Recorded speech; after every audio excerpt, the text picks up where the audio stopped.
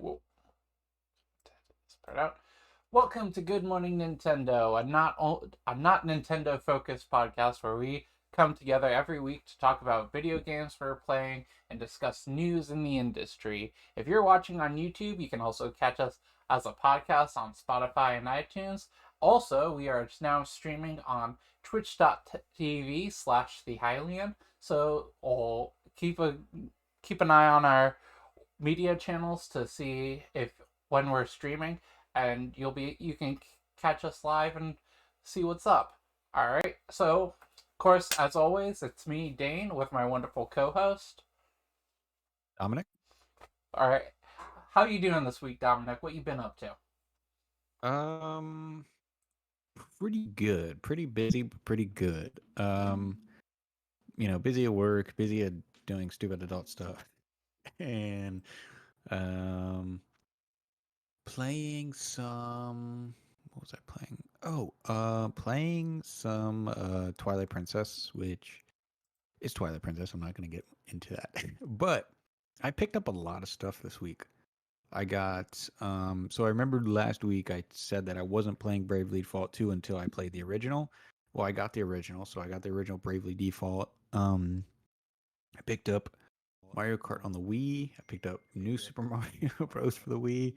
And then today, which I'm assuming most of you probably got as well, 3D World. I got the Switch, the Amiibo, and I secured the Pokemon Happy Meals with the cards. Oh, that was actually something I was going to bring up. I was actually kind of slightly intrigued. I was going to go do it that myself. Did you open them already? I I got four, so I opened two, and then I opened three, and I have one sealed still. And then it comes in a cool box that looks like Pikachu, and it's honestly so nostalgic to see that. So I was like, you know what? I have it displayed in the game room because I was like, that just looks so cool. That's pretty much about it. What about you? So for me, I'm feeling it's like So for me, I've been playing more Infamous. I tried well what did, like I think I bounced off of Infamous first light.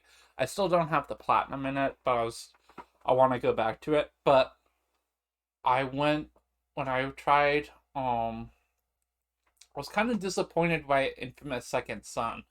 It's just like it's an open world game, yeah, but like your path through it, like if you follow the main story, like you kind of do like this U across the map. Oh, if you're just following the main story, and like the characters that you meet along the way are kind of just like, well, this one's in this segment, and then this one's in this segment of the game, and it's just like the story where Infamous First Light, I was just like, oh, I really like this character. I really like this story. Oh, Infamous Second Son, it just like the writing is so like because it's a game that feels out of time for me. It's like you remember when the hot new thing was putting a morality system in every game. Yeah. Like you're like you'd have like good choices and bad choices.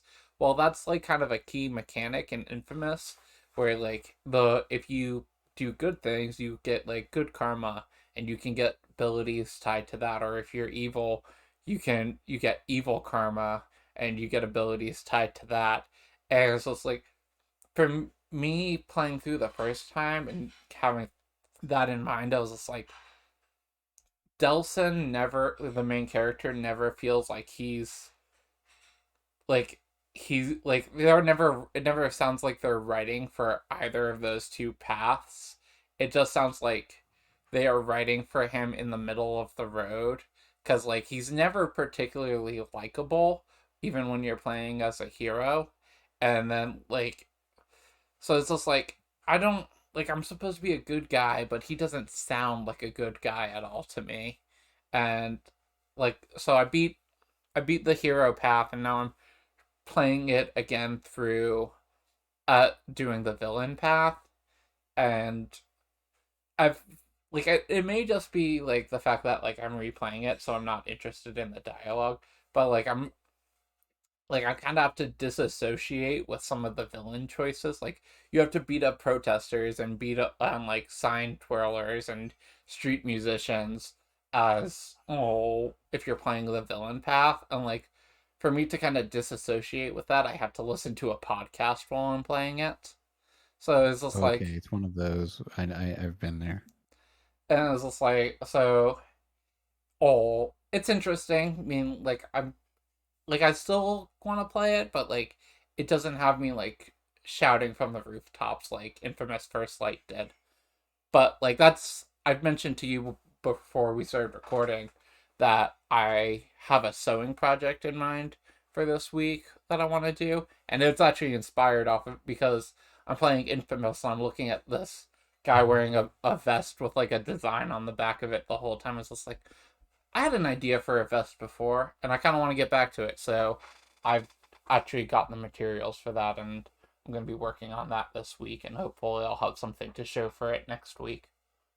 It's pretty sweet. I completely forgot that earlier in the week, I need to get this off my chest. Earlier in the week, I watched okay, I'm just gonna be blunt with this. Your name is not as good as a silent voice, not even close. I watched your name. I didn't even finish your name. I got like halfway through it, and I was just like, "Buh!" Like it's good, but I was just like a silent voice is like it. No, It's just like it's so unexpected, right? Because you're so used to hearing the victim, but a silent voice is from the lens of the bully, and it's super refreshing. Like it's crazy. It's like it's a great film. I would highly recommend watching it. Now, and I remember we were talking about forever ago. I remember I told you when I first watched it, and you were like, "Check out." And I always wanted to watch Your Name. I just never did. And I was like, "All right." I rented it on iTunes, and I got halfway through, and I was just like, "Well, it's not bad. It wasn't bad, but I was just like, this is no a silent voice." Your Name was a good movie. It was like I really enjoyed Your Name up until the moment that I left the theater because like I saw it when it how was it like the limited theatrical Oh release. man, I wish I would have saw it during that. That'd been cool. So like in a theater like it's a bit like you're a bit more focused on what you're watching, so like you're kind of a bit caught up in the moment. But like oh I turned to like me and my brother drove home after it, and like we just picked apart that movie afterwards, and I was just like there's a lot of things that are there's a lot of like plot points or things that are wrong with that movie, but it was enjoyable to watch it. Yeah. Um. It just got really like it just got like I don't. It didn't have like a. It couldn't really hold me from what you know. It really just got to the point of okay. I can see where this is going. At first they were kind of against each other. Like in a charming kind of way. Like they didn't hate each other, but they were polar opposites first of all. So that was the only like unique thing about it. But then you could just see where it was going like halfway through, and I was just like, all right, she's like slowly like helping him, and he's slowly helping her, and I'm just gonna assume how it ends. Either A, it ends with both of them like really meeting and getting into a relationship, or B, it ends with both of them like becoming completely different people because of what the role that they played in each other's lives when they were, you know, literally being each other. Did you get to the twist? No, I didn't finish it. I want to say I was 42 minutes or 32 minutes, 42 minutes in or 32 minutes left. I don't remember. Did you But if get there's like a crazy twist, I'll go back and watch it. did If you there's get like a to the crazy part twist. did you get to the part where where he found out that she was like 5 years or something in the past? No, I got to the part where he took out his coworker on a date. Oh no! Maybe So a little further than that. But honestly, after you telling me that, I might go back and finish it yeah, because that that seems like it'd be pretty interesting. yeah, there's a point where like I can't tell you what happens after he finds out that she was in the past, but like there's a Oh, big she's dead. thing. What? She's dead. Nah, she I mean like She's I dead or something. me She's got to be dead. I mean like if Something I if happened I to her village.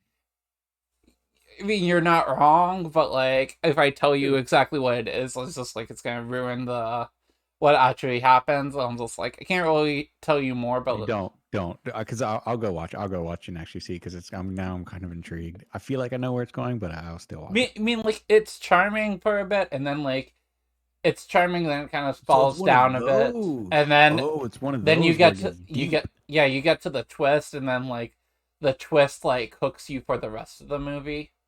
So Fudge. So I should have waited a little bit longer, is what you're telling yeah, me. All right. you might have been like if you had 42 minutes left in it, you probably were just like right around the corner from it. All right, I'm going back to it. And then I'm going to watch the silent voice again 'cause I freaking love that movie. Okay, but while we're talking about movies, I was gonna bring it up later here because I had it in new dates, but this week we got the release date for the Sonic for Sonic the Hedgehog movie. So Sonic the Hedgehog 2 is coming April 8th, 2022. Oh, yeah. And I hadn't seen the first Yes. movie, I was and waiting for you to say this. it's been about a year. So I went out to a Redbox last night. I bought the Blu-ray What? for $4. A red box? Yeah, Redbox. Redbox still exists. Oh, Whoa. so I got the and I bought. And like it was just like I could either you could rent the Blu-ray for $2 a night, or you could buy it for $4. I'm You just can like, buy it for $4? yeah. So, Dude, what? That's cool. I didn't know that. oh, I mean, like they have to they have to switch out the DVDs eventually to like have it be Dude, a that's new beautiful library. for a So like Blu-ray. best way to get rid of them is just like sell them straight to people out of the machine. Oh, Very sweet. yeah. So, but What'd you think of it? I really like my favorite part was actually probably the first third of it, the movie, and it's just like and like I have a question. It's just like, did you take the Mushroom World or the Mushroom Planet as a joke on Mario? No, that's from Sonic 3. It is. Oh man, I Yeah. thought I heard Mushroom Planet or like Mushroom World, and like I associated it with Mushroom Kingdom. It's I believe it's Mushroom let me see here. It's like Mushroom Hill Zone or something like that. Okay, because like Um because I was like yeah, no, Mushroom Hill Zone. I thought that was like supposed to be a whole like clever dig at Mario. It's just like, oh, nobody likes mushrooms. I was just like Okay. every time they said Mushroom Planet, I like associated Mushroom Kingdom to it. So that's where my mind was at. Um Clearly at some point we're gonna see something from those echidnas that were Yeah, at the that's beginning of the definitely gonna be movie. in the sequel. I mean, But I think it's awesome. I saw the first one. I think either the day it came out in theaters, and I went in like me and my friend went in with like low expectations. Like we're gonna laugh. This is gonna be good. Like bad, but it was good. me It's a solid video game movie. I mean, like the thing is that I think like why it succeeds is because so many video game movies try to like add on stuff or like make it gritty or something. But like this one was so simple. It's just like the old. So it's like what does Sonic do well? He runs fast. He's just like okay, so we obviously need him to get from point A to point B in this movie, and he needs to do it cool. So it's just like what are we gonna do? We're gonna make it uh oh into a road trip movie. I was just like that. Like they play. I just that's what I think that I thought about is just like okay, he had to get from point A to point B, and he had all. It's just like it was and like it and have like just throw in some fun comedic moments on like or like I feel like if in a lesser version of the movie, they probably would have made the shoes a whole big thing. Like they would have been a MacGuffin or something. It's just like, oh, the shoes are what allow him to run fast or something. But the fact like the shoes was just like a simple moment. Like the his niece, the main guy's niece, was just like saw that Sonic's shoes were all worn out, so she went upstairs and got him a pair. I was just like, I feel so. It's like I enjoy that they kept it simple. Yeah, it was charming. It was campy. It was they just did a good job. Probably I mean, probably the best video game movie I've seen. Honestly, I mean, even with Detective Pikachu coming out before, like Detective Pikachu was just was good. Like it was just it wasn't like I didn't leave the theater like oh yeah I just left like oh, they did a good job. I mean, but that's Um, that's the thing. It's just like I think the main problems with that is just like when you start poking away at the science of it. It's just like because it's just like oh like the whole Mewtwo and like combining them. yeah. It's just like you get in like I was listening to someone did like a Pokemon series, like theatrical Pokemon releases in review or something like that, and they talked about they watched the Pokemon. They watched Detective Pikachu, and they like a lot of their problems with it was just like the science behind turning people into Pokemon, and it's just like that's another thing where it goes back to you're adding too much on top of it or getting too complicated with things. Didn't they also say, which kind of weird to me because I know for a fact Detective Pikachu did financially it did a lot better than Sonic, but to be fair, Sonic kind of got cut short at the box office due to COVID. But I'm pretty sure that I read something or like it was straight up stated that like this would kickstart a like Pokemon cinematic universe, right? And they would have a follow up to this, and then like they had other stuff planned. I'm pretty sure. It's weird to me how we haven't seen anything about that, but we knew there'd be a sequel to Sonic the Hedgehog at the post credit scene when you spoiler alert see Tails. Oh, So it's kind of strange that we haven't I need to put that back in then.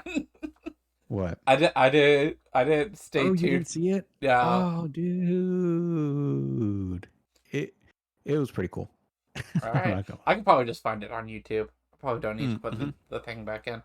All right. So, do you Yeah, want I'd to say go? YouTube for that. You want to go ahead and get started on the news for this week?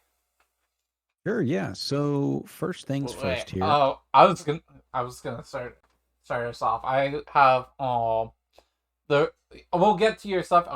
Like I have it in the doc at some point, but I wanted to do go over the releases and new dates for this week. So we got Oh shoot. yeah, That's so right. we got a Persona 5 Striker review roundup. So this we got one from Brian Shea at Game Informer, which gave it an 8.5. While not every disparate element comes together as well as it did in Persona 5, I was more than happy to go on an adventure with the characters I developed such bonds with back in 2017. The action may play out completely different, but the heart of the series remains intact. Even if the action of Strikers is very different, the spirit and the heart of the mainline series carries into this enjoyable sequel. Tom Merks at IGN gave it an 8. Persona 5 Strikers' main story is every bit the direct sequel to Persona 5 that it seems, making the summer road trip with the Phantom Thieves essential for fans of the original and probably pretty confusing for anybody who hasn't played it. Its lack of Persona's signature social and calendar systems are the only places its spin off status becomes a bit of a letdown, but even replacing turn based combat with real time action doesn't stop it from recapturing the feel of its predecessor overall. Its structure is far closer to action JRPGs like Kingdom Hearts than the Musou's Omega Force is best known for, but the varied playstyles of each character and the story that pulls them along made the fairly simple act of hacking through shadows enjoyable to the very last surprise. So, what I um hmm. So from what I've heard, it's pretty much like Persona 5 2, just without um the turn-based combat, of course. I'll get it, but I don't know. I mean, as much as I like Persona 5, it's not like on the radar for me. I don't know. Like it looks fun. I'll definitely get it, but not yet. What me about you? For me, like it's like I'm still trying to play through Persona 5 Royal. Oof, But good luck. it's just like that game hasn't captured me yet, which is What? like, Wait, Persona 5 hasn't? yeah, it's just like I mean, like still, What? I'm still right before the third, right before Palace? the third palace, and I'm just like, it just hasn't like been like, wow, I gotta keep playing or anything yet. It's just like I had like it just hasn't grabbed me, but like Okay. how these reviews are reading, it's just like this sounds like you get more story and more time with the characters you love for Persona 5 from Persona 5 if you're a big Persona fan. It's just like it sounds a lot like this is for the people that are like me with Zelda. It's just like where like how I am with Zelda, and I was just like, oh, of course I want to play a prequel to Breath of the Wild. I want to see more of that world. This sounds like this is for the people that like I love Persona 5. I love those characters. I want to see more of that world. I was like, that seems cool, seems fun, seems like you're getting a good game here, a fun time. It's just like a 30-hour or so ish experience from what I'm seeing, but it's just like there's nothing there that makes me say like I gotta get in on this. Yeah, I was actually when I was in GameStop today picking up all the 3D World stuff. Um I was just, like I was just looking at GameStop has like a the GameStop TV and they were talking about all the releases and it's just like it's one, it's coming in a pretty packed month, and then two, like it's. Do you ever have those games where you know they're solid, you know you're gonna have fun, but like you'll get them, like Yeah, like you have excitement for them, like if you it could be a day one pickup, but you're just like, there'll be a time and a place. It's just not Mario and me. Bowser.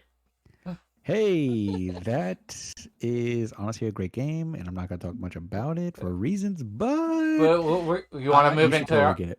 We have a review roundup for that. Do you want to just move into that? Yeah, let's go straight into that. All Oh right. man, I don't want to. I don't. Oh, just skip over IGNs though. Don't even want to hear that nonsense. Oh, that's I have Cam Shay at IGN, which gave it a 7.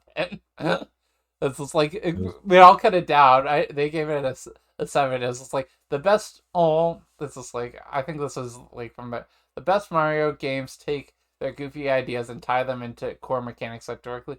It's here. It's yeah. It's just like yeah. It's like it was. There's no better example of this than the fact that yeah he's mild on it. Like it's just like it's the game that you got on Wii U, but plus a little bit more. So like he's oh the verdict. Here's what I was looking for. Super Mario 3D World plus Bowser Furies packs a ton of engaging gameplay, but neither component comes together as elegantly as it might have done. This is a solid option if you're craving more Super Mario for your Switch, but it's not the mustachioed must play I was hoping for.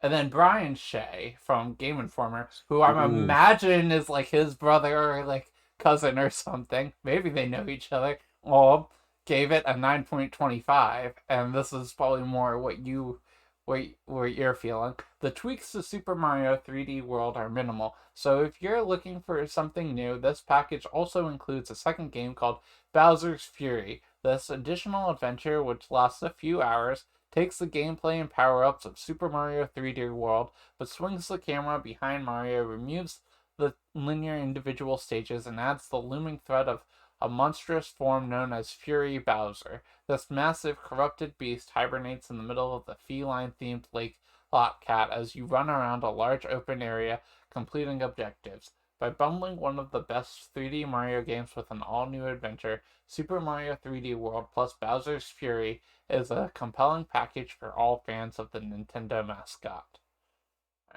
So you've those had a little bit of time with fools. us.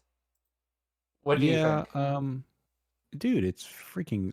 So it's all. I don't know. IGN, I just always have an issue with because one, they'll like review a game and give it a 9.5, and then like for instance, their original review for 3D World was like a 9 something, and now it's just like now it's a 7, and it's just like, dude, what? You guys need some consistency or something. Like it's weird, but it's fun. Like if you really have not, here's the crazy thing about 3D World 2, which dawned on me today. For most people, this is going to be their first time playing it. This is going to be their first time knowing it. This is probably like a brand new release for them, which is crazy to think. That's how little it did for a 3D Mario game on the Wii U. But it is phenomenal. Seriously, great music, great level design. They literally like tweaked everything that needed to be tweaked with the Wii U version. The Wii U version, the biggest point of contention I had was Mario's movement. Like everyone's movement speed was kind of just felt slow, and they sped that up. That was pretty much the biggest thing for me. It's a super solid game. And from what I've played from Bowser's Fury, it's like a legit just standalone 3D release. Like it's solid. I think it's worth it. I mean, Totally is. from what I'm hearing, it sounds like it's a shorter game though. So I'm not like Bowser's Fury is a shorter game. And like I Yeah. played 3D World on when I had it on the Wii U, and like I played through all of it. You played that? You played 3D World? Yeah, which is kind Oh, of nice. why I'm not like super down to buy it. Is just like I've already played this game once before. All I really want to do in it is try out Bowser's Fury. But that sounds like something that I could play over a weekend. I was just like, and I was telling you before we went live, I was just like, I'd rather just wait and pick it up from GameStop pre-owned, play it over the course of a weekend, and then return it for my money back. So it's like Yeah, I that's mean, you totally could. There's you yeah, you totally could. That and that's not too bad. You can totally do that, honestly. all It right. is possible. Alright, so moving on to our next thing. Oh my god, I put the wrong thing up there. Oh, okay, here we go. We we got a release date for Ratchet and Clank. It's supposed to be coming out on June 11th. Oh, it's just like the thing is for me like that. Like they were saying launch date, and I'm just like I'm pretty sure that's the end of the first financial quarter of the year. And I was just like, I don't think that's release date. I mean, I guess they got to push it back and whatnot. They're hopefully it'll be better because of that. But I was originally expecting it to come out around March. Uh yeah, that's probably a solid yeah, that seems pretty solid for me in terms of a release for that. Alright. But I'm just letting you know, we you can now pre-order it. It comes with a digital standard edition. I mean, like you can get the standard edition comes if you pre-order. It'll or whether you get it digitally or whether you get an early copy of the physical release. It'll come with a code for the Carbonox armor and Pixelizer weapon. Or if you pick up, they also have all the digital. They have a deluxe version which comes with the full game, 5 armor sets, photo mode sticker packs, 20 raritanium, digital soundtrack, and the digital art book. Uh, and also a little note here. On this, they in all the release or something, they some or so, on Twitter, I forget where it was. They had asked someone had asked about the second Lombax's name, and the person said like, "Oh, we can't tell you that now, but you'll be hearing from us soon." And how it ended was, well, but until then, keep it rosy.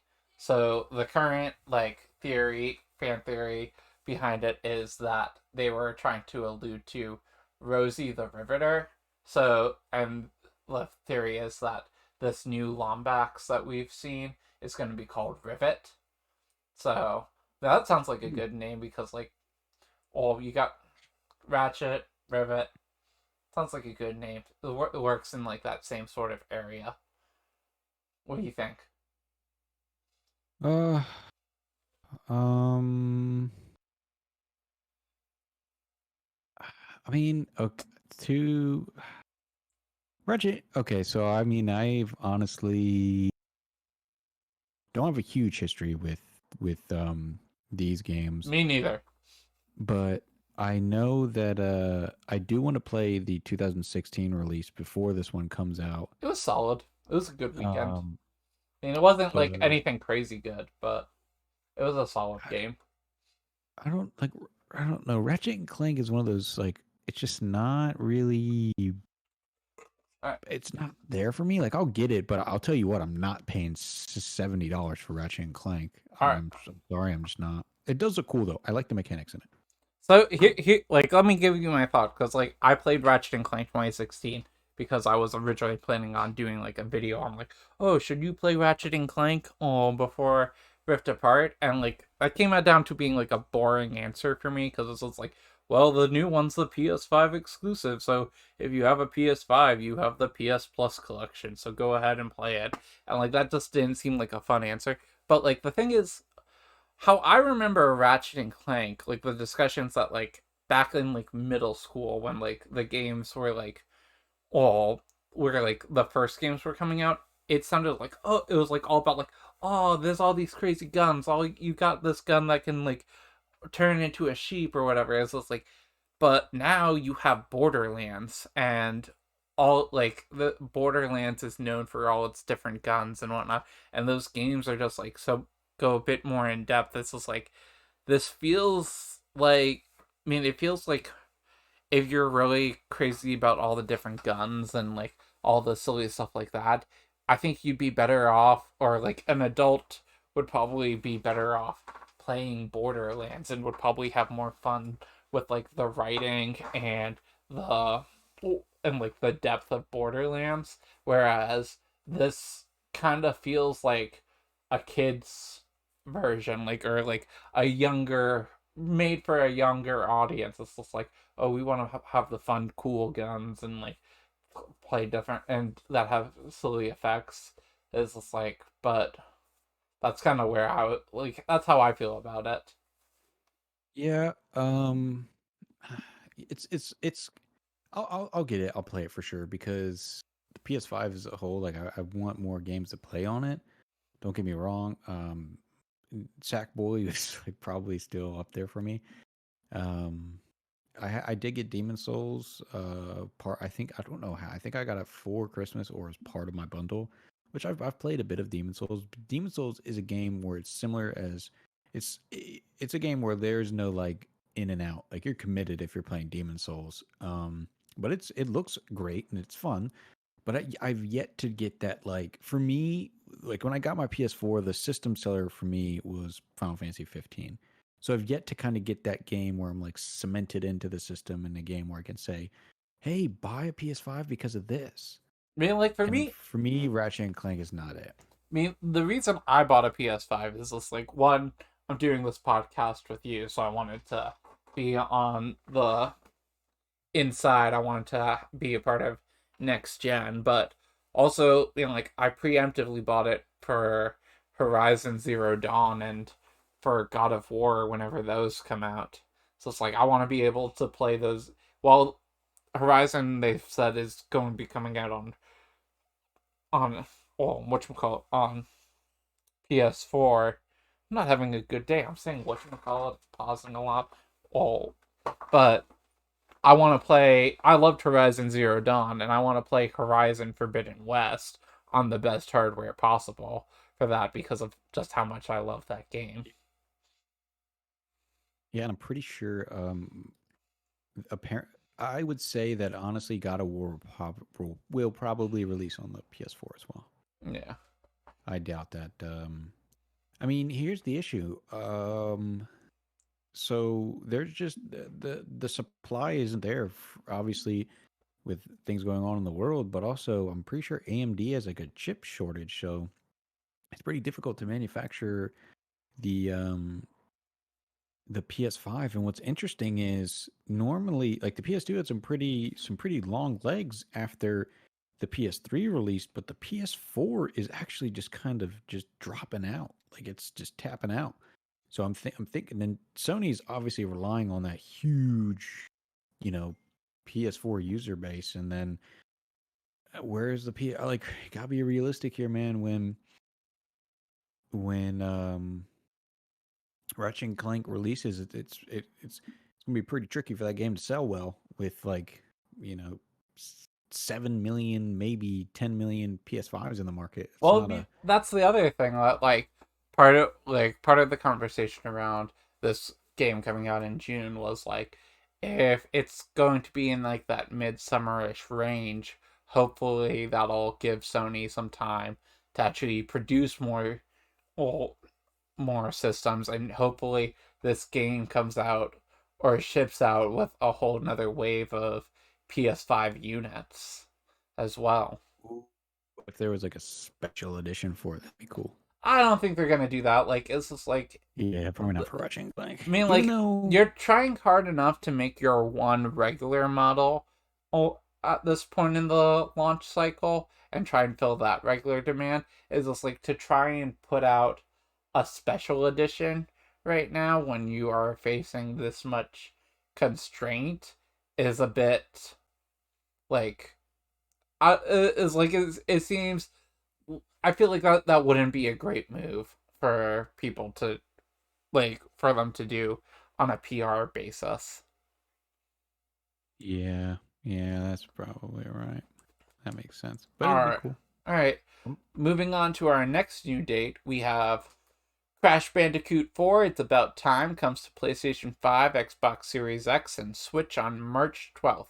It will then come to PC via Battle.net later this year. The expansion to new platforms serves as a celebration of the series' 25th anniversary. The PS5 and Xbox Series X versions improve the game with shorter load times, 4K visuals, and 60 FPS for performance. Best of all, players who own the last gen console versions are entitled to a free upgrade except in Japan, and they can also transfer their save data. The PS5 version makes use of the DualSense's adaptive triggers, creating enhanced feedback when using Tana's hookshot or Neo Cortex's blaster.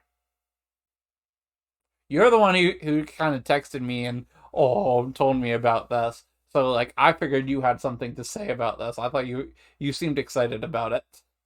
so, um, I'll buy it. I'll bite. I played a little bit of the Insane Trilogy, and it's fun. You know, it's solid. I like to finish all those games, but compilations are tough, man. Like they're just you got to dedicate some time. It's hard to play one and stop. But yeah, dude, I liked Crash Bandicoot for when it came out. I didn't play it. I remember a lot of people were up in arms, like it's sometimes it blows my mind how people think in this community when gosh. What were So their obviously, opinion? the Insane Trilogy released. It was $39.99 for 3 games, right? Yeah. Remade from the ground up. And then everyone's like, "Well, I'm getting one game and it's $60." I'm like, "Okay, first of all, this is Activision. Second of all, it's a brand new game. This is not Crash Bandicoot 3 remastered again. This is Crash Bandicoot 4. So they're gonna sell it to you at the MSRP of $59.99. They would never not. Like that's just how this is gonna go."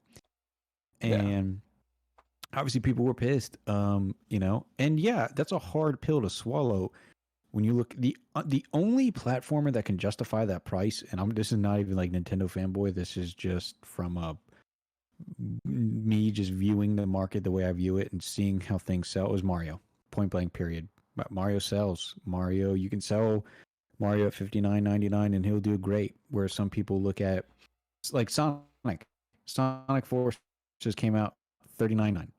People Me, are it's tough to justify a full retail release for a platformer nowadays. my thing is just like you should always expect every game to be full price. Yeah, It's just like and that too. it's. That too. Seriously.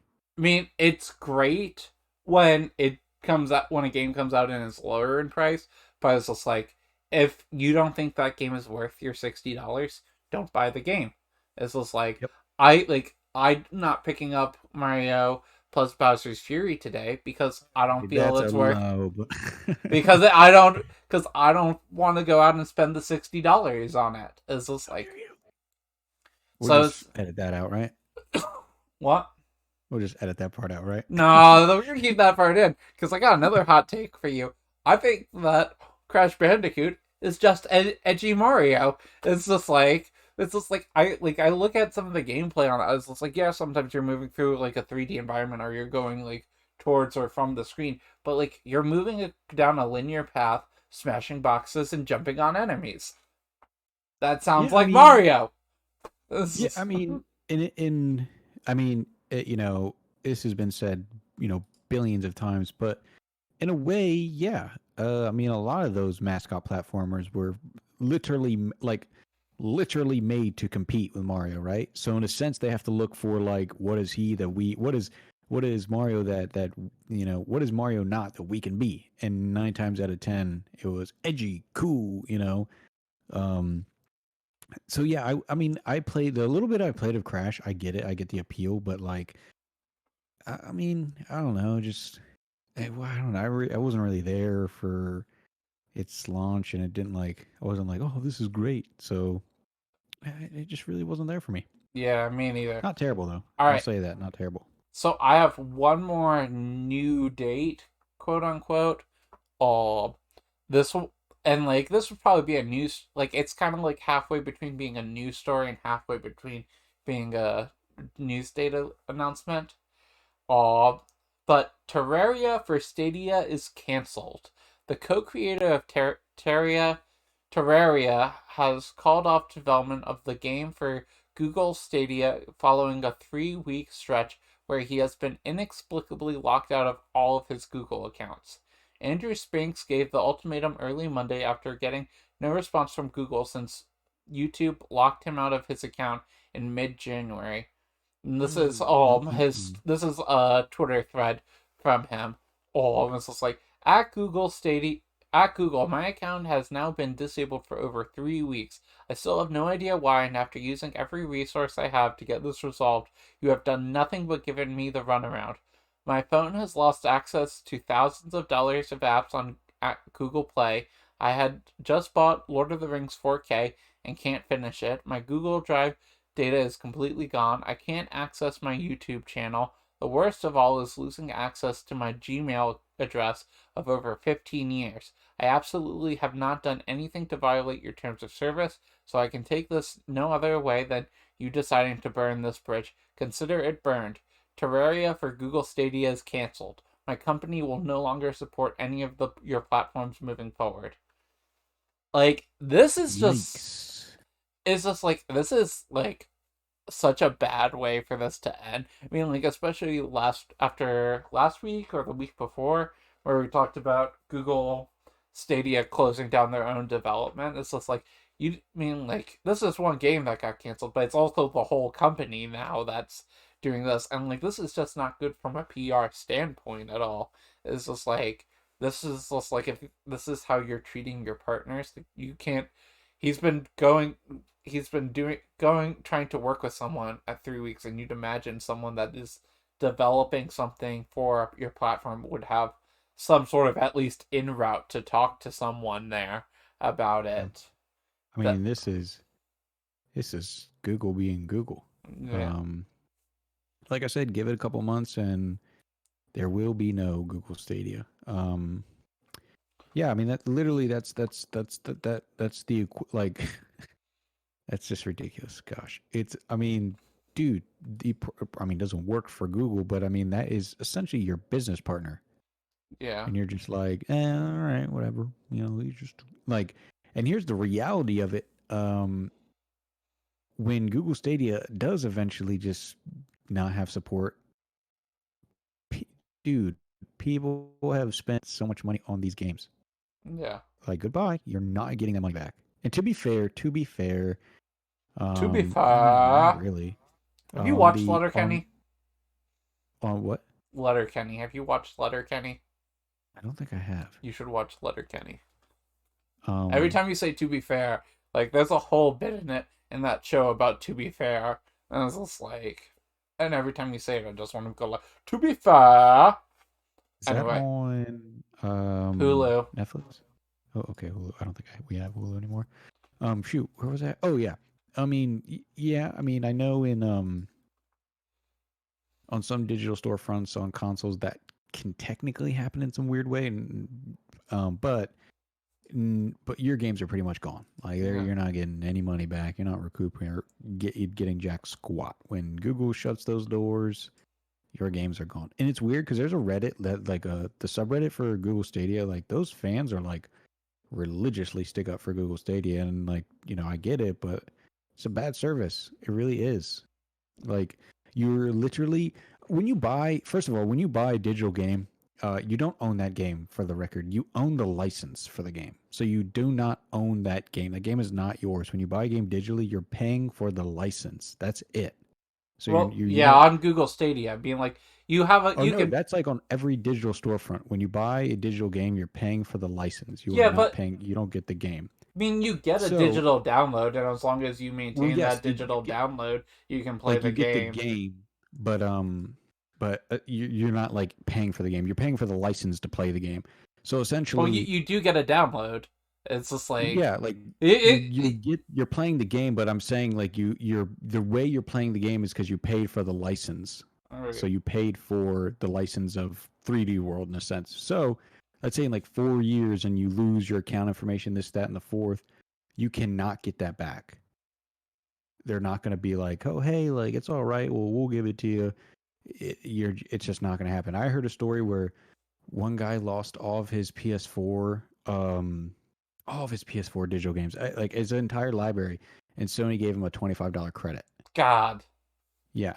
But that's the reality of it. And yeah, in Google Stadia, they're not even going to do that. It's just going to be gone, boom, blank, see you later, Yeah, which you don't like sucks. in this case like if they turn off the hardware like their servers like that is literally the end of the hardware where like as long as Yeah, you have like gone.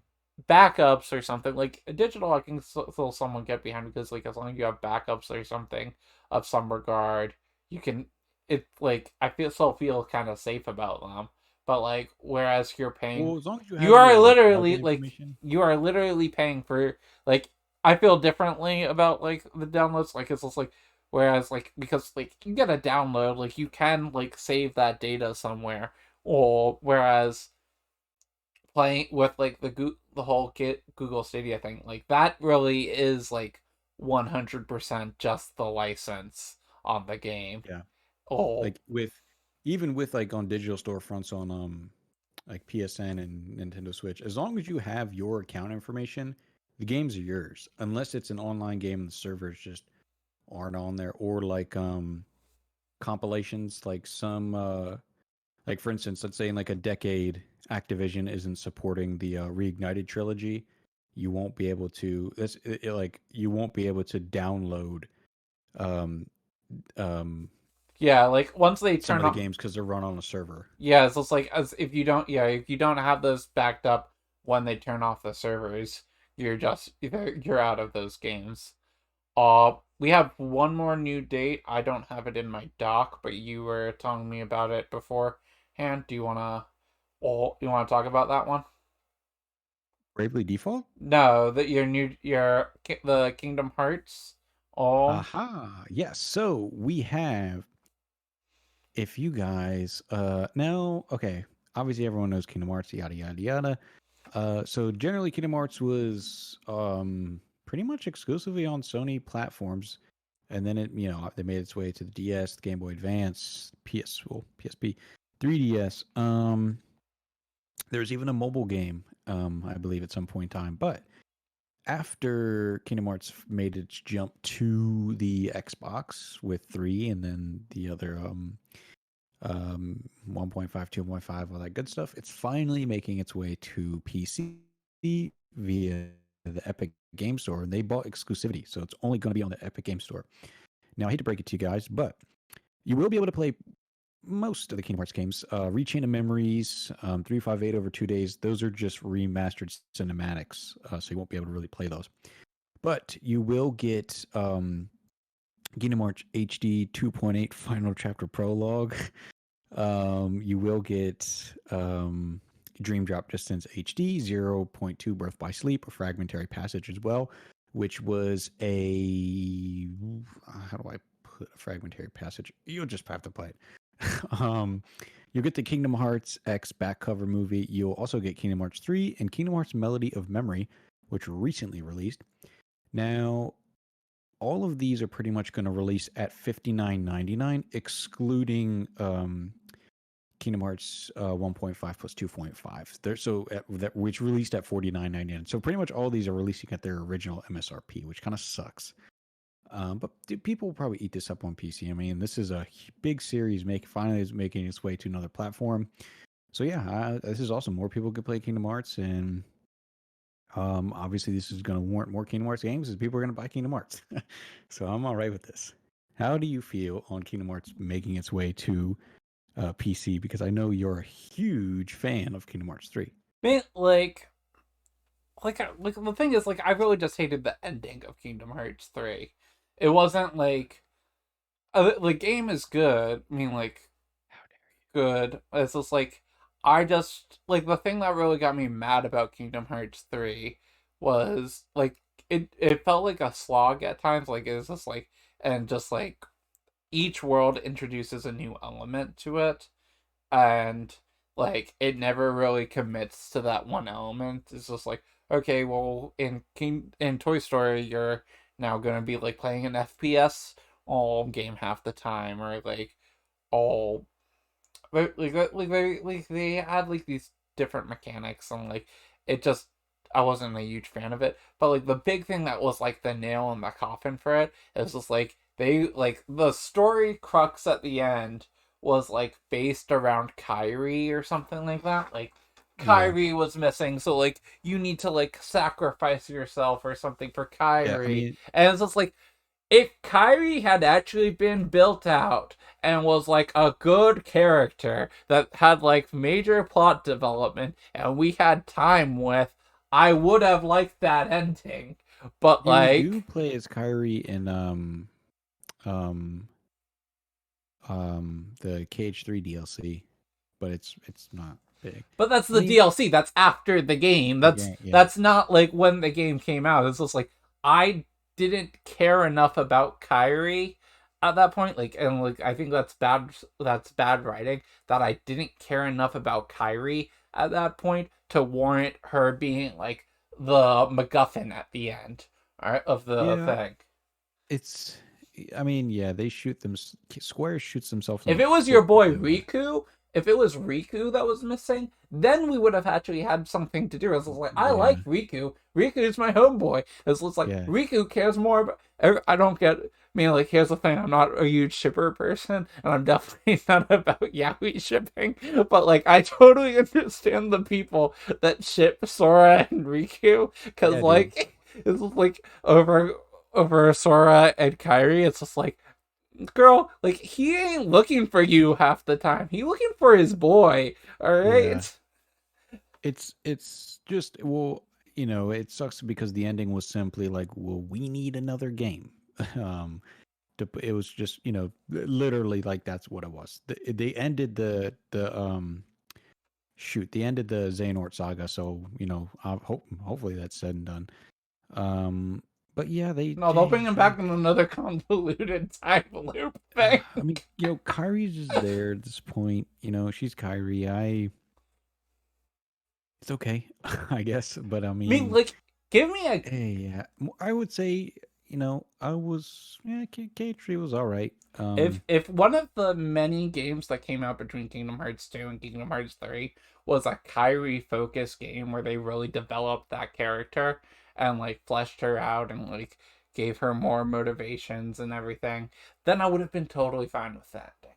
It would have been a great ending. It would have I worked. would actually probably be a good um game for Square to tackle, just to do like a little like a Kyrie's kind of spin-off game. That'd be nice. Just to literally give fans a lot of fans of what they want, and it would probably be um a good idea going into the next mainline game. I will say with one thing I am getting tired of with Square Enix Kingdom Hearts is these freaking let's run through the freaking series games again. Good grief. Like, I don't need any more compilations. I don't need any more remasters. I don't need any more let's catch you up to speed kind of games. Just let's keep it moving. Like, Melody of Memory was literally just like, you guys remember these? It's like, yeah, I remember when you released HD 1.5, 2.5 in 2017 or 2018. Then I remember when you released, bundled them again for the story so far. Then I remember when you re-released them again, the story so far with Kingdom Hearts 3 in the all-in-one package. Like, we get it. Let's move forward.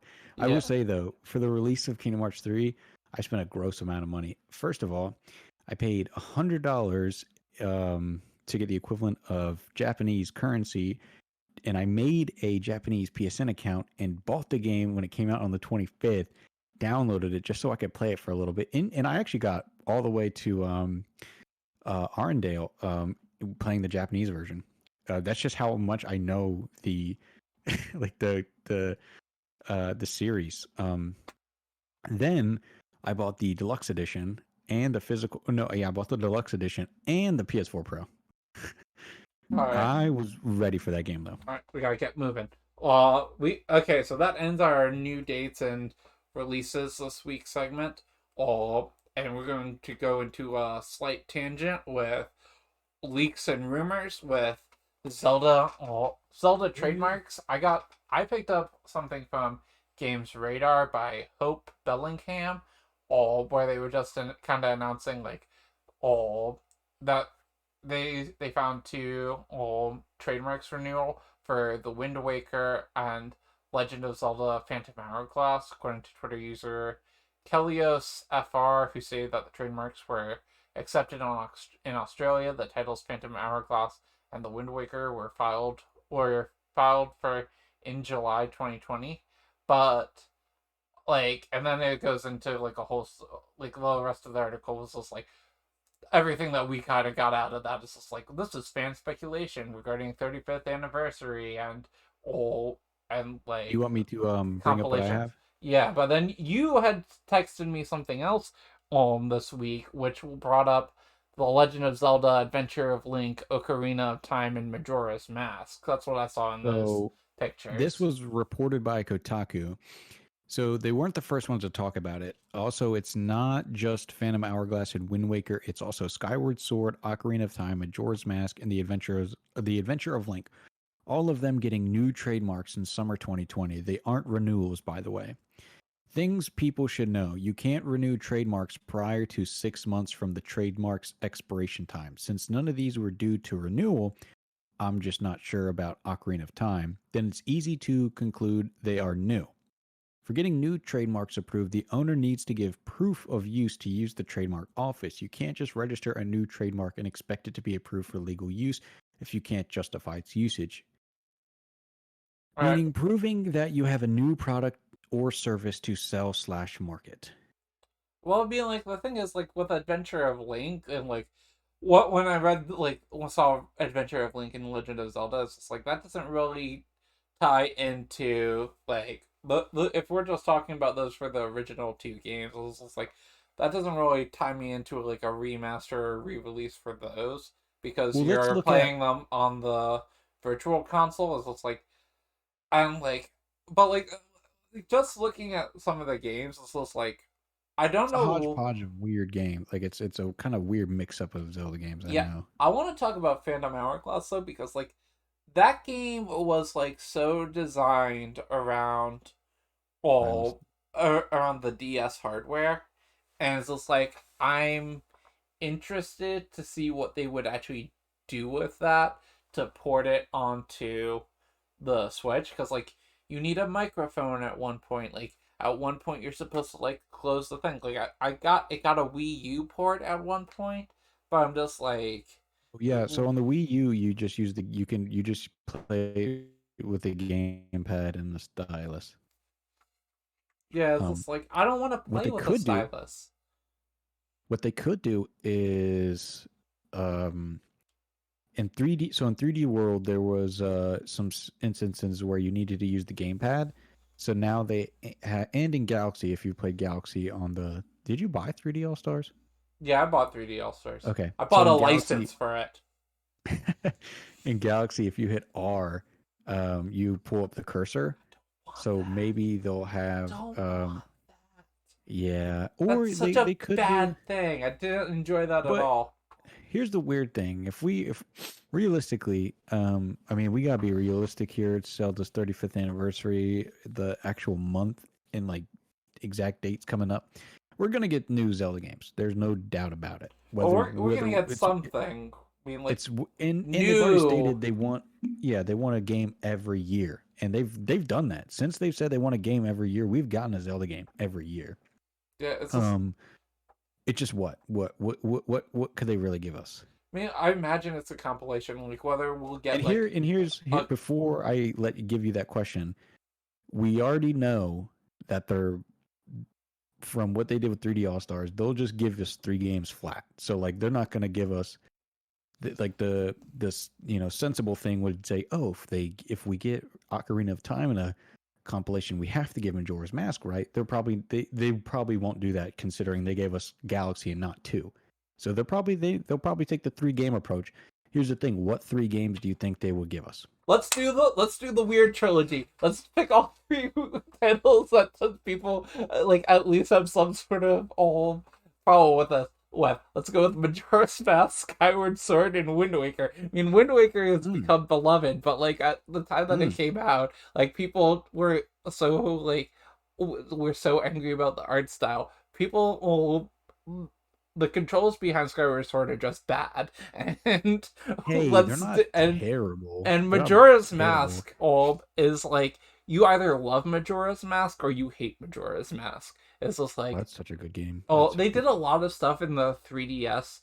Like having that game on the 3DS and being able to take it with you and put and like save anywhere is well not save anywhere, but like they added a lot more save points and they just and like the song of double time or the song of double time lets you move forward incrementally, whereas the N64 version like you could either move to like 6 a.m. or 6 p.m. the next day, whereas like in the 3DS like they did a lot of stuff to make Majora's Mask on the 3DS a whole lot more approachable. And also like the thing is like even if you're playing the song of inverted time to slow down time, like each hour in that game is about a minute or Yeah, is a minute. So if you double that out, like that's like 2.5 hours or so that you have to actually sit and play that game in order to like get something done in one done. cycle. Yeah, So it's just like putting it on the DS where you could just like play 10, 15, 20 minutes and then close it all made it a whole lot more approachable to people. It's just like I mean, like personally, I think I finally nailed down my top 5 Zeldas, and I think Majora's Mask is at the top. So that's I good to would hear. love Majora's Mask to be out. Do you want to hear my top 5 Zeldas? Now that I feel like I Actually, actually have it down. actually no. What I do, but let me guess them first. All right, And this is not in order. all right. Um, Breath of the Wild, is that in there? Keep going. I'll let you know. My Um, hands out of frame. okay, Breath of the Wild, Ocarina of Time, Twilight Princess, Majora's Mask, and Link's Awakening. What's Link's Awakening? I think it was Majora's Mask's number one. Breath of the Wild is number two. Oh, God, I had this nailed down at one point. Oh, Skyward ah, Sword. God, I can't remember. I had it nailed down. I definitely had this thought earlier this week that where I had nailed them down. I think Twilight Princess might have been my number three. Oh, because like like that game is so just like a clone of Ocarina of Time. Ocarina of Time. It's just trying to be gritty Ocarina of Ocarina Time. of Time. But like It was. It's give the people what they want. It really is. yeah, it's just like so like but like for me like part of why I love that game so much is like that was like when I really discovered video games like journalism and stuff like that. And I've told you this before. Like we sat and we looked through like that pile of Nintendo Power magazines when we were Oh yeah. all up at Which I Playwright. would have gotten if they weren't so expensive. Yeah, it's just like but it's just like so like that was one. It's just like you might have actually been right. Ooh, With nice. like I really do love Link's Awakening. It's like It's so good. I mean it's a fun game, it's a weird game. They do something different with it and like it's part of like a nostalgia for me. And Ocarina of Time, like while it isn't like crazy good or anything, like it's just like it's like my nostalgia game. It's like the reason why I Okay. started playing them. But like Majora's Mask is like far and above. Like we wouldn't have Majora's Mask if it wasn't for Ocarina of Time. But like I think Majora's Mask just took what Ocarina of Time did and then just like added so much more on top of it. Yeah, and I think because Aonuma did such a good job on Ocarina of Time, they were just like, you know what, like have at it. But okay, um, what I think would be on a compilation, to be honest, if I had to pick three games, these are the three in my honest opinion. Obviously, Wind Waker and Twilight Princess. No, those are no brainers. The cool thing about Wind Waker is this is technically the first time Wind Waker would be released on a successful console for Nintendo. The first time Wind Waker released was on the GameCube, and it did in terms of sales for Nintendo. They said it did poorly, and that's pretty much why they pioneered Twilight Princess so the West could get a Zelda game that they want, and so it could sell well, and it did. And then it got released on the Wii U. So like both times it came out, it just didn't do well just because. And it's like people loved the game, but it just didn't do well because the install base wasn't there. If it would be released on the Switch, dude, it'd probably be the best. It would outsell the original on the Wii U by a landslide. And then Twilight Princess, just because Twilight Princess, I'm assuming, is readily available in terms of getting it onto new hardware because they literally just remastered Twilight Princess and Wind Waker. And the third one, Skyward Sword. I think Skyward Sword, it's actually the worst selling like mainline series Zelda game, and I think they probably want to give that another shot. Don't know, but like I don't know how excited I would be to play Skyward Sword. Like there, like What, even dude? if you Skyward Sword's fix, not terrible. I mean, It's okay. if even if you fix the controls, you still have to fight the imprisoned like 3 or 4 times, and I Yeah, don't all want to. And backtracking. like one of the reasons I stopped playing Hyrule Warriors, like the original, or when I first played it, was because the imprisoned show up. I was just like, okay, I'm not fighting this thing again. Flashbacks. Yeah, it's just like, but yeah. So either So what do you way, think about like the credibility of this though? Like do you think this is realistic or do you think this is take it with a grain of salt? I mean, it's a bit of both. I mean, like we're in the 35th anniversary. We've been like there have been rumors and like speculation about a Zelda re-release Zelda thing for like ever since the Wii U came out. I mean, the Switch came out and like they started porting over Wii U titles. It's just like people have been asking for for the HD remasters to be coming over. So it's just like I feel like Nintendo knows that we want these. Like It's it's easy already money done. for them. It's the 35th anniversary. It's just like it's easy. Like it would be incredibly easy for them to put something out and well this year and be like, ah, yeah, we're finally giving you the thing you want, and like it's just like, oh wait, it's like they have the printer set up, they have the document ready to print. All they need to do is That's the button. press You the know money to start printing. I mean, hit print and just start printing their money. It's just you know like, what I thought about earlier in the week would be funny if Nintendo just tweeted like happy anniversary and just literally just did that. It's like, all right, like it's Zelda's 30, like just one single tweet just saying like happy 35th anniversary, like that, and just left it at that. you What make if me they did that? you make me upset. Like what if straight over just like, all right, like happy 35th. All right, let's wrap it up. Call it a day. Like they would never do that because I don't know. Nintendo's known for leaving money on the table, but they wouldn't leave that much money on the table. Um, or realistically, what All if right, we just straight up get Twilight Princess and Wind Waker HD? Just those. I'd be content with that. all right. Oh, we got to keep moving. We got a lot more news stories. We are only on page like. Oh wait, we are actually on page 7 of 10. Really? Are you kidding me? Nice. There's no way that we're on page 7 of 10.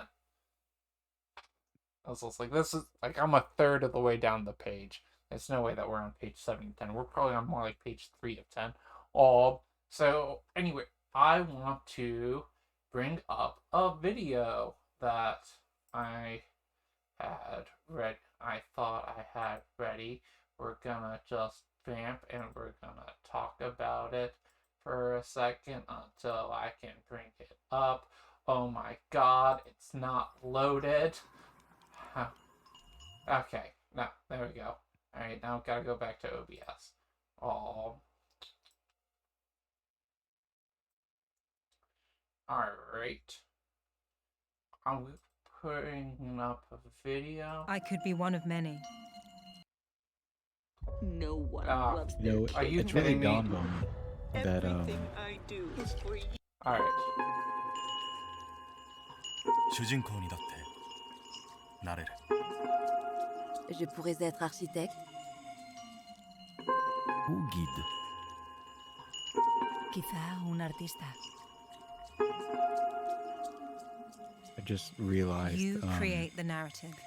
Nintendo did a commercial I and met a human in Japan about 3D World, and it says the fight between Mario and Bowser will never end, which pretty much means in adult language that we will always sell you these games. We will always take your money. Rest assured. Alright, so what I just showed was a trailer for all for was a trailer for Epic Games MetaHuman Creator. So they've basically Epic Games has creators of both Fortnite and the Unreal Engine. Like I always, whenever we talk about Epic, I always just like my first thought is always Fortnite, and I forget that they make the Unreal Engine as well. They've made an app to create characters for games, and they're calling them MetaHumans, and like I'm just kind of blown away by these. Like you see like for like that first like 30 seconds or so of the trailer, I'm just like blown away. Like I think like if I didn't know better, I would think like those are real humans. Like cuz like the thing is like they're not picture perfect. Isn't like they have the whole like they're not perfectly symmetrical. Like one of them's like got like a little birthmark here on their chin and everything. So it's like they look like photorealistic people up until like there's like a shot where it like zooms back and like you see like the person like on an orange background. I was just like, oh yeah, that's character creator. But like what you watched the trailer, right? What did you think of the MetaHuman Creator? Man, it's scary. Like it looks like it's like we've come a long way. Yeah, It looks like I stared at it for a while and I was just like, this is real? yeah. I mean, like Like, good grief. the thing that was brought up to me in the conversation was the conversation about deepfakes on the internet. Is just like if this was, I mean, well, I don't think this is out yet, and I think like you can dev kit it right now. Apparently, if you have like if you're part of like Epic's dev program or something right now, but it's like you can make these photorealistic people, and it's like you can make videos or stuff with these, and then like try and pass it off as something that happened in real life, and it's just like that's a bit of a scary thought, considering if this becomes like widely available. It I man, I feel like it's going to be a while before we see this like being utilized heavily. But it is insane. Like for I don't even think Unreal Engine 5 is. I know they showed it off, but I don't even think it's like Out yet? any developer has utilized it. Maybe I could. I feel like I've heard some rumblings about it being some. I feel like I heard. No, I don't think Square is using it for Final Fantasy 16. No, I mean I We'll have to see. imagine that's the same engine. I think that was the same engine that they used for Final Fantasy 15. They Yeah. used a proprietary engine that they worked on for the game. The Luminous engine, I believe. Yeah. Which that team is working on Project Athia. But I'm pretty sure that Final Fantasy 15 was on the Luminous. Yeah. So was Kingdom Hearts 3, and it was reworked onto Unreal Engine 4. Final Fantasy 7 Remake runs on Unreal Engine 4. But like, yeah, But it'll be interesting once that's fully utilized for sure. I mean, it looks insane. Like it's scary. yeah. So yeah, well, I don't think we're really well qualified enough to talk about it, but like, it's scary, it's weird. I'm interested to see where it goes. Moving Yeah, on. dude, I can't wait till it's like implemented well and like, oh my gosh, man. Sometimes even games today just kind of like I'm like, whoa. All right. So wait till we see that. So, moving on to our next article, we have PS5's DualSense controller also faces drift issues. This is from Marie Delisandre at GameIndustry.biz. PlayStation 5's controller, the DualSense, is allegedly suffering the same drift issues that have been widely reported in Nintendo Switch's Joy-Con. Players reported stick drift issues online as early as 10 days after their purchase of Sony's console, Kotaku reported. The issue sees the DualSense controller registering movement even when it's not being used, which you can see in the video posted on Reddit by a Destiny 2 player. Sony's customer support told Kotaku that controller drift is covered by the console's warranty, but you have to pay for the shipping fees yourself if you want to send the controller to a repair center. Reached out for comment. Drift issues have been exploding the past few years. Microsoft is also affected with a class action lawsuit filed last year saying that Xbox One controllers have problems with faulty analog sticks. The platform holder called for the suit to be handled in arbitration in January on the basis that plaintiffs had agreed to terms of service specifying that form of dispute resolution. So, what do you think about this? God, good grief. First of all, I think it's funny because these are, I mean, this can happen with any piece of technology, but for any piece of hardware to be this new, the issue's got to be fixed ASAP. Well, But it's a case by case basis. Like I can't buy a Switch and 3 years later my Joy-Con drifts. I'm like, this thing, like, okay, it's 3 years. Like, I mean, obviously there's wear and tear, and Nintendo should make a product that holds up better than that. But like 3 years, I gotta go get a new one. Like, it's just the way business works. If I bought a Switch and in like the first month or the first week that happened, oh yeah, I'm gonna go get a new one. And what blows my mind is what people don't realize. Most retailers, if you bring it in a timely manner, you can just exchange it or return, do whatever you need to do. Like, it's not like they're going to say no. And I'm pretty sure if you contacted Nintendo or any of these places in a timely manner, they'll take care of it too. But they, to be fair, they should also make products that aren't going to crap out on you after a while too. I mean, I think the thing is, though, with this wave of hardware is just like, and maybe moving forward, it's just like, with like the level of like precision, like machinery and like parts that goes into some of this stuff, it's just like it's gonna wear down over time. Especially if you're like us and like you're spending several hundred hours or a year playing with it. It's just like they're gonna wear out eventually. You'll like there's like this like even with like these triggers, like I've heard people talking about how like they're like after they close out a game, like they'll hear like an audible click from inside the controller where it's like releasing some sort of tension. I mean, whatever is like makes the tension and like the different feeling on these on the triggers can't be like good mechanically over a long stretch of time. Like, and PS5 controller, like PS4 controllers, all were like kind of notorious for breaking down over time as they were. It's like we both worked at GameStop. Like those are the controllers that we got in the most frequently. And like you saw how rough they are. Like yeah, the things that some people can do to a PS4 controller shocks and scares me. Dude, my more annoying thing was like how gross they were. Like, I would see controllers and consoles with like spaghetti sauce and it was just like gross. I'm like, what are you doing with your controllers and your consoles? I mean, how does it end up like that? I personally won't mind if if this starts breaking down like every 2 years. I wouldn't mind as long as they put out different colors for it.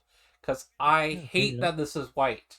I hate it. I hate it. I hate it. I mean, the only good thing against it about it being white is that I can clearly see it on every surface I put it down on because like everything in my room is black.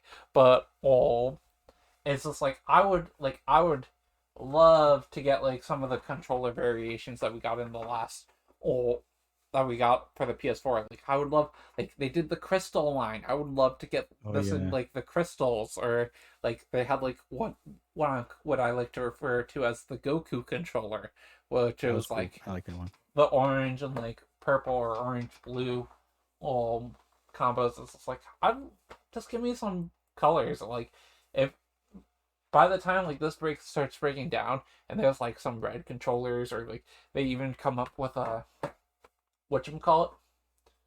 They come up with like a design lab like what Xbox does. I'd love that. Wish. Yeah, that'd be freaking cool. I always wanted to get one of those, but I don't know. I think they were kind of. I don't remember how much they were, but I remember they were a price I did not want to pay, even though it was kind of cool. Yeah, that's pretty sweet. I do like that a lot. I did a design lab one. Oh. But anyway, I think I ordered that like shortly before they closed down the site for Oh, yeah, which I that's imagine they're gonna bring back with sometime soonish for the series controllers. All right, moving on to another one. This one's I think oh man, I put so much in this. I tried to clip out a bit of this, but this is like a bit of a large article.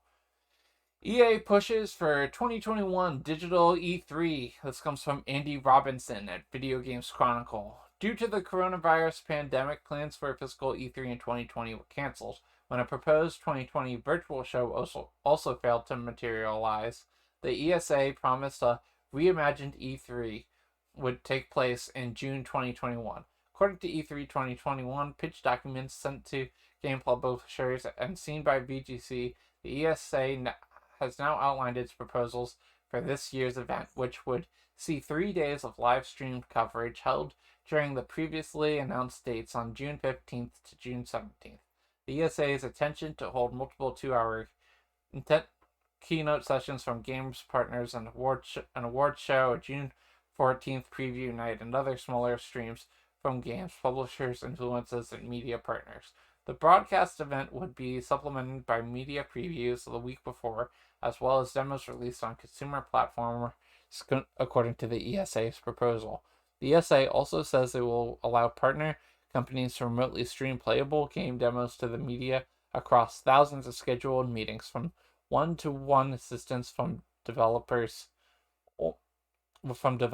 Many companies have used similar on-demand streaming solutions during the pandemic. However, the E3 2021 plans still require the approval of ESA's membership, which is made up of the industry's biggest game companies and who have significant influence over the direction of the show.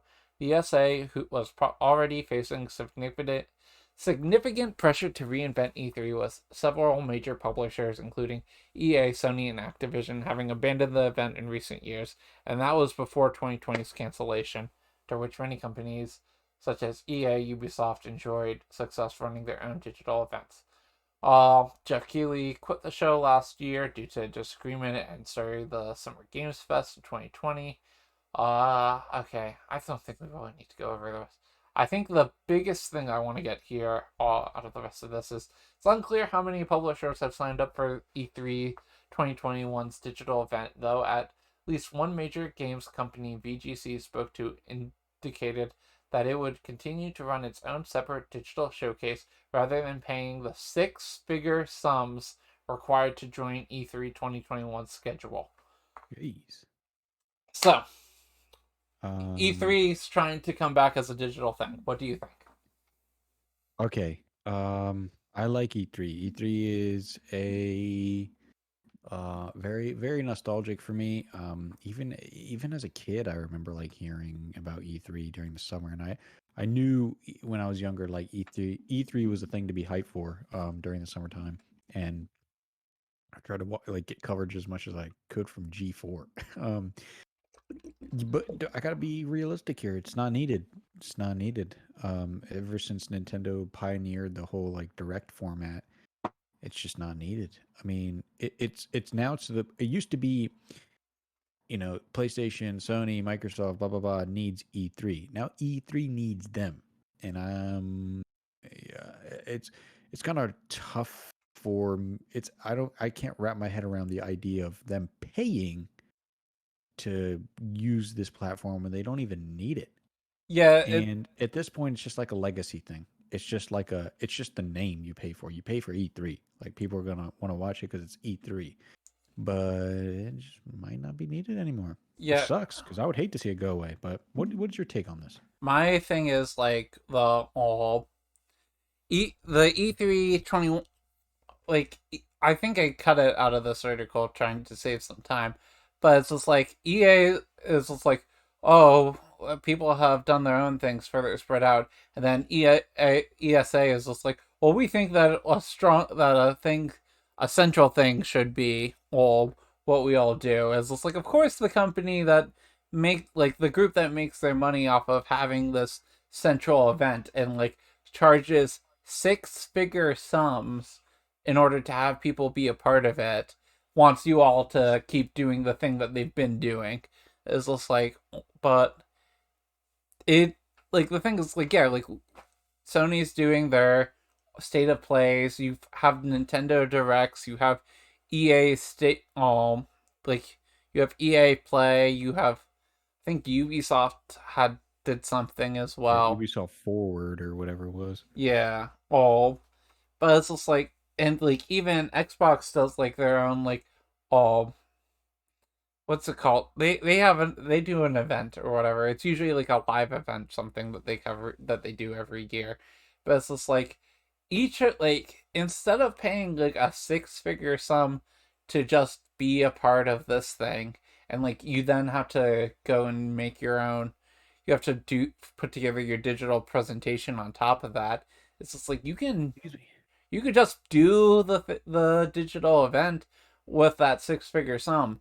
It's just like I wasn't a huge fan of Summer Game Fest, but like it was Yeah, the that was first. terrible. I wanted to say like what was like nothing Me cool like happened.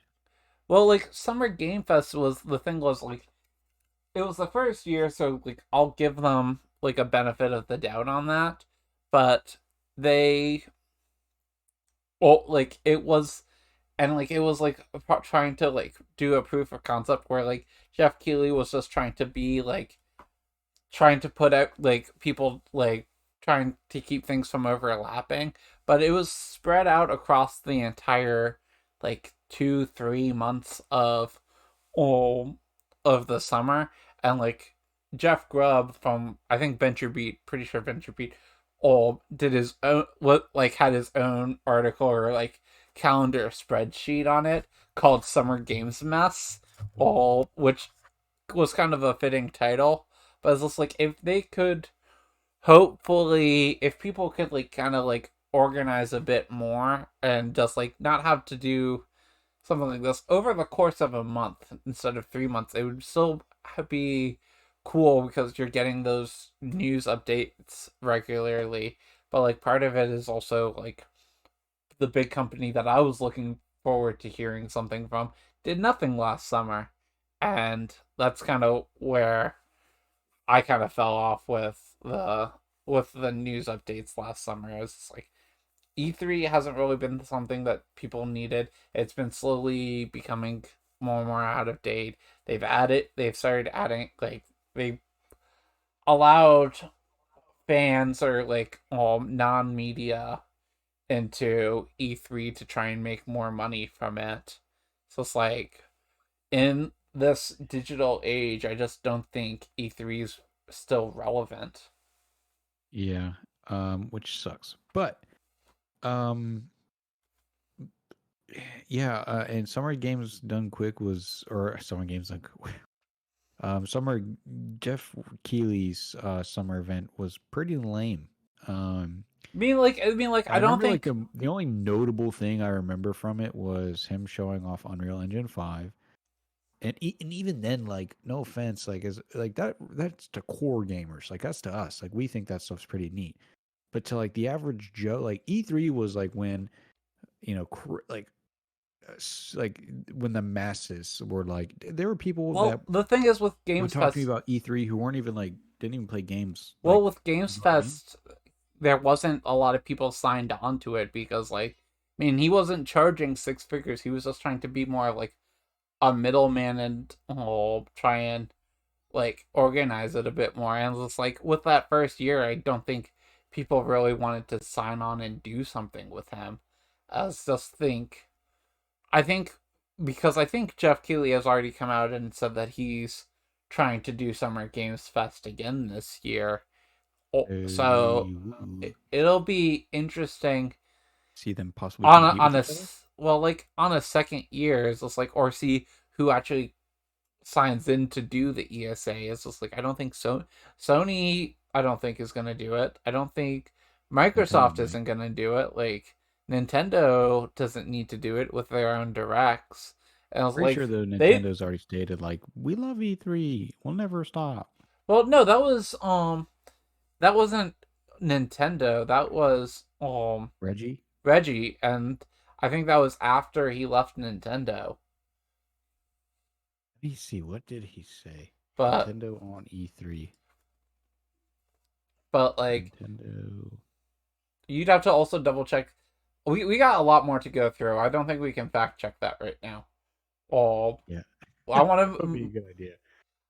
Okay, so I'm gonna throw one over to you for Pokemon announce. Or I got some Pokemon announcements here. So the P25 program, which celebrates Pokemon's landmark 25th anniversary with some of the biggest names in music, kicks off on Pokemon Day, February 27th, 2021, with Post Malone's virtual concert. Fans will be able to tune in to this free concert on Pokemon's 25th anniversary website, the official Pokemon YouTube channel, or the official Pokemon Twitch channel, starting at 4 p.m. Pacific Standard Time. After the concert, more details about P25 will be revealed, so make sure to stick around after the show. There are some great events happening in Pokemon video games. Special Pikachu distribution for Sword and Shield.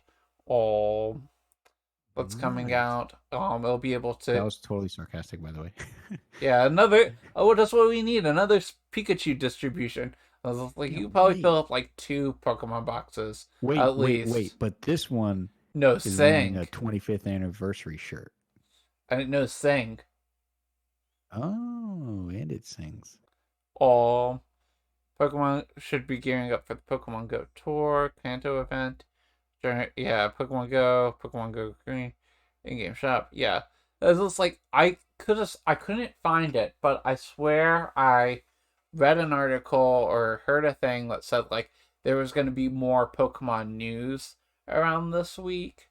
Oh, as well, like later this week, like later this month, like in the last week of this month, we would be getting more Pokemon Yeah. news. So I we will. took that as like a director, like some We game will. announcements. We'll get a either direct or a presentation either February 27th or sometime during the last week of February. Yeah, Simply because that's what they always do. And with this being the 25th anniversary of Pokemon, they're definitely going to do it. Question is, what are we going to see? And we'll see more info on new Pokemon Snap. I feel like they're pretty much hyping this one up because they got some pretty, star-studded celebrities on here. because I think Um, I and think it Diamond was Probe. Katy Perry we talked about before. Yeah, and then I text you about the Post Malone guy, and he seems like he's up there. So they're paying a pretty penny for these people. So it seems like they don't like on the 20th anniversary. They had a freaking Super Bowl ad. Like that's a lot of money. Question is, what are we gonna see? New Pokemon Snap, of course. Probably Diamond and Pearl remakes. Probably info on Pokemon Unite. Here's something that I've really wanted them to talk about, which they haven't yet. Is what's up with another Let's Go game? Pokemon Let's Go. They literally said we will do more Let's Go games depending on how well Let's Go Pikachu and Eevee does, and it seems like it did pretty freaking well. So it'd be nice if we could get more of those. Then of course Diamond and Pearl remakes. I expect almost a full shadow drop on another Let's Go game. I imagine like especially with like how Pokemon, I mean, Nintendo's been doing stuff recently. I imagine if we get another when we get another Let's Go game, we're gonna find out about it like a month ahead of time. Ooh. I don't know. I would like that, but um, I was talking to, or no, I was watching someone's video, and they were like, um, I'm worried about like Let's Go or like Diamond and Pearl remakes, blah blah blah blah blah. And they were like, the Pokemon companies, the Pokemon. In case you guys don't know, the Pokemon company is literally the Pokemon is the largest grossing media franchise of all time. I think they've crossed $100 billion in revenue. So, and this is globally in the entire world. So the idea is that they have a lot of money, which they do. But fun fact, if you guys didn't know about the video games, uh, the Pokemon Company has nothing to do with the video games. Well, let me tell you why. They obviously develop the games, but Nintendo pays them to do that. So, in terms of like how the video games are worked out, it's all really how much Nintendo wants. Nintendo, because I assumed that it was a different story, but actually, do you remember Derek, the Nintendo rep? Kind of. I mean, like he wasn't a whole lot in.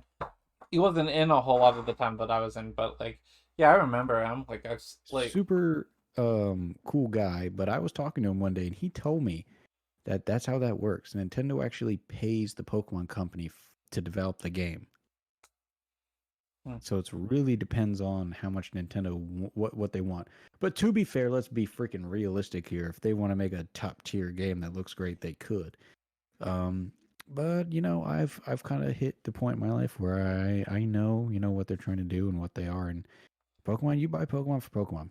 Point blank, someone you buy either to train, catch, battle, whatever it is, you're buying it for those reasons. all right. We're gonna move on to our next article. I was right. For some reason, it's telling me I'm on page 7 out of 10, but like I'm on page 5 out of 10 on here. Aw, EA decides the fate of Anthem. This is from Jason Schreier at Bloomberg. So, Electronic Arts will hold a meeting this week to determine whether it will continue trying to create a new version of the failed online game Anthem, according to 3 people familiar with the matter. Anthem, a multiplayer game by the EA-owned developer BioWare, launched in February 2019 to poor reviews. In the following months, BioWare put together a small team to overhaul the game. Executive producer Christian Daly wrote 3 blog posts last year outlining some of the big changes planned, but in December, Daly left the Anthem team as part of a BioWare management shakeup, leaving the project's fate in question. This week, EA executives will review the latest versions of Anthem next and decide whether to expand the team or abandon the project, said the people who asked not to be named, discussing private information. The Anthem Next team includes about 30 people, BioWare said last year. People familiar with the project said it will need to expand to at least triple that in order to produce new content and continue attempting to overhaul the game. EA has not yet indicated whether it's willing to commit that kind of budget to revive a maligned game. So this article came out, I want to say, on Monday or Tuesday, and I was checking for an update this week, but hasn't been an update yet. So I imagine it's something that's going to pop over the weekend or sometime early next week about this. I don't think you really have much of an opinion on Anthem. Do you want me to go? So do you want me to go first on this one? I'll go first. I have a bit, but actually no, I don't. Anthem just going like I don't even see I don't even see why Jason Schreier would report on it. Like it's just there is no bringing Anthem back. It's point blank period. There's like it's just it is what it is at this point. Yeah, That's a tough game to bring back. That's not a No Man's Sky. Like that's just that game is just gone. I mean it would have been something if like they had been working on it and putting out patches slowly, but it's just like they haven't. Like it's been about like 2 years, right, since this Yeah. game came out. Like, well, as it's like, and like one of the things, like I pre-ordered it and like I played the demo event that they had. You ordered Anthem? Yeah, like I pre-ordered Anthem. I didn't actually pick it up. Like Oh, Oh, good. but I had fun with the demo.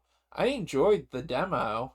I mean, the biggest problem I had with the demo was the matchmaking because it would I would go to try and do the next mission, and it would just randomly match make me into a mission that was halfway done or was at the very end. So I missed a good chunk of the story in the demo because of the matchmaking. Oh, but mechanically it was fun. I had fun playing it. I was actually kind of looking forward to it. The biggest problem I had with it was I couldn't seem to find anyone to play with me that I actually knew.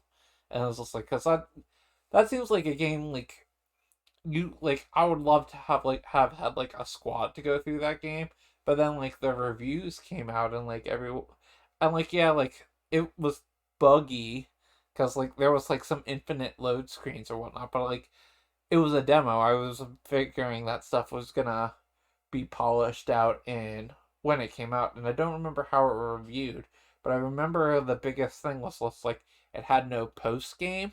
I was just that's not really something I don't think I would have been on the grind for the post game at all. It's just I would have loved to have sat down with two or three people and have just played through the game, the story mode of the game. But it's just I think you're kind of right though. It's just I think the ship has kind of sailed on this because Yeah. after 2 years of it being kind of this butt of the butt of many jokes and nothing really happening with it, it's just I think your opportunity might have sailed on it. Yeah, I don't see I just don't see this game m- making any type of comeback. I feel like it is made its bed and it's gonna lay in it. I think if anything, you do a sequel. You mean at this point You'd have to reboot it though. yeah, it'd have to, yeah, well, yeah, that's what I mean.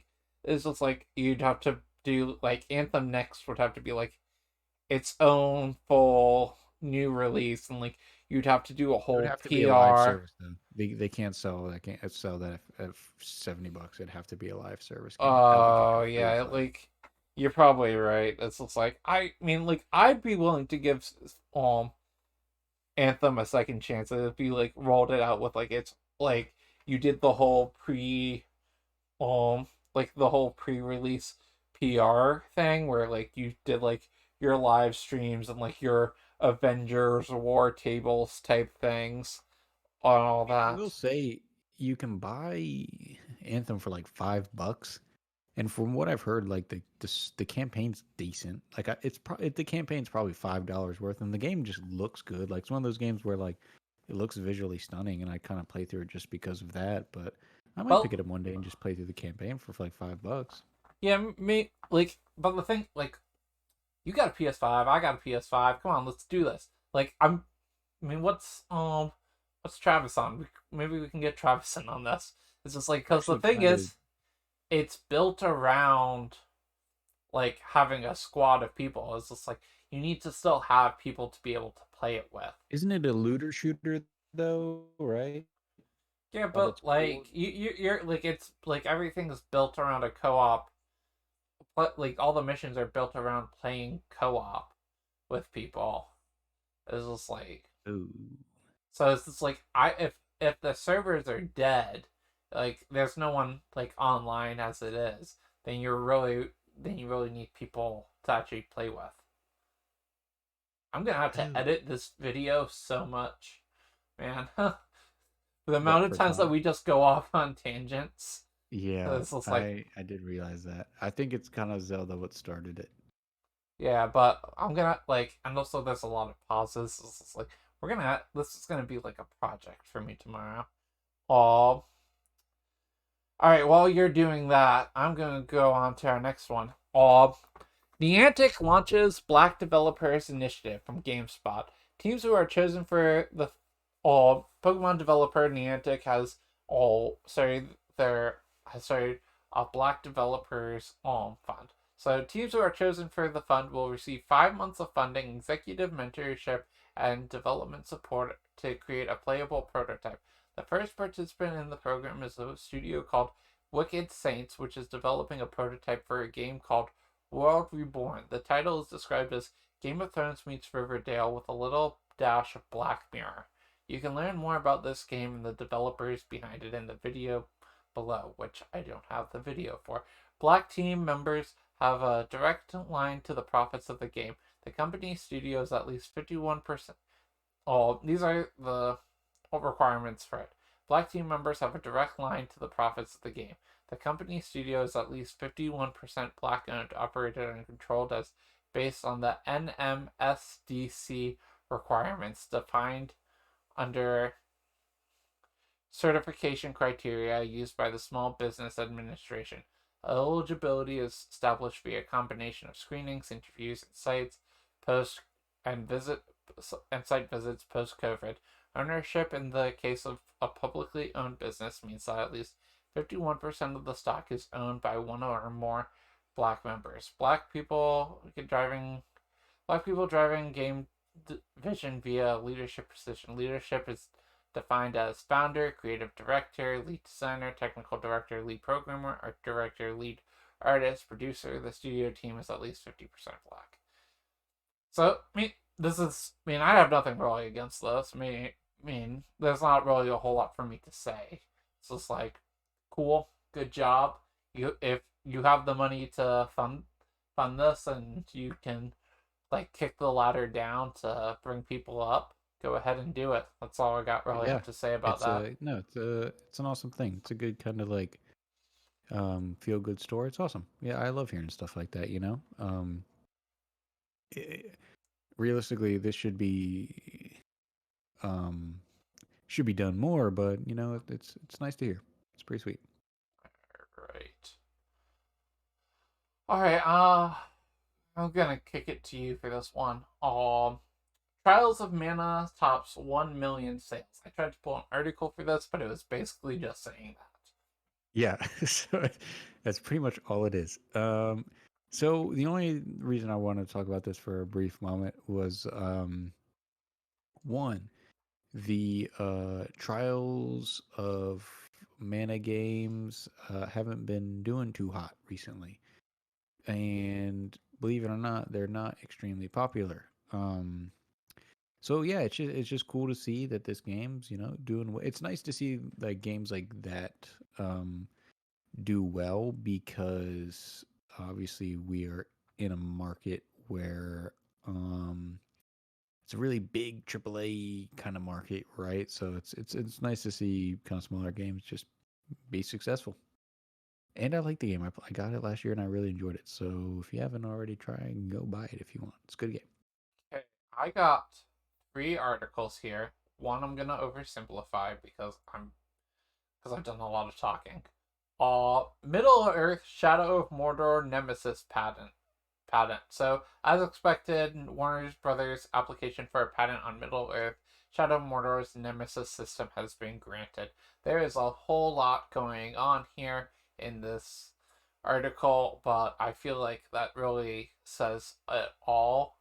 The patent is dubbed Nemesis Characters, Nemesis Fords, Social Vendettas, and Followers in Computer Games. It is now assigned to Warner Brothers Entertainment Incorporation. Its current status is listed as pending, but is expected to be updated to reflect its recent approval. Have you heard anything about the Nemesis system and all that? Nah, I'm not really a huge fan. I wasn't really a huge fan of that game, to be completely honest. So I didn't really pay too much attention to it. Okay. I think the thing here is, it goes on at one point, and it's in truth, many publishers over the years have obtained patents for video game mechanics that have appeared in later games. BioWare, for example, has a patent for Mass Effect's dialogue wheel, but dialogue wheels have appeared in subsequent games. Sega once held a patent on Crazy Taxi's Compass Arrow, although this expired in 2018. Nintendo currently holds a patent on Eternal Darkness's Sanity Meter. For me, when I first heard about this, it was there seemed to be a lot of blowback in the developer community. Because really, when you look at games, they're all everything is kind of built off of what came before it. It's just like like they figure out how to do one thing here, and they will do it in another game. It's just like whereas like I don't know, it's just like well, video games at a certain point feel like a collaboration where you're working with everyone who's done it before to try and do things. It's like and apparently like the actual patent is rather specific, so you like there are some like we could see nemesis like things in other games, but like I just like didn't I wasn't crazy on the idea that like oh you're trying to like oh copyright this one type of thing that where like I feel like a lot of video games is just like bouncing off and doing different things with different ideas. Hey, if you want, we can cut this one a little early. I just looked at the time and we're almost on 3 hours. Oh, I don't no, I've only been recording for an hour and 52 minutes. Oh, what? Yeah. Oh, okay. Okay, never mind. Then we're fine then. For some reason I thought we recorded at like 5:15. No, you probably got on at 5:15. I didn't come back up until my Okay, computer until like 5:38, and then we okay, started okay, at okay. 6. Okay, perfect. All right, I was like, we can't be going on 3 hours now. Okay, cool. All right, sweet. Yeah, but like I got like so anyway, do you have any more thoughts on Shadow of Mordor? Like I wasn't a huge fan of all of this, but The only thing I have to say about that is I worked the release of that, and yeah, I didn't play it. I don't think I will. I'm on it. Yeah, I don't think I will. yeah.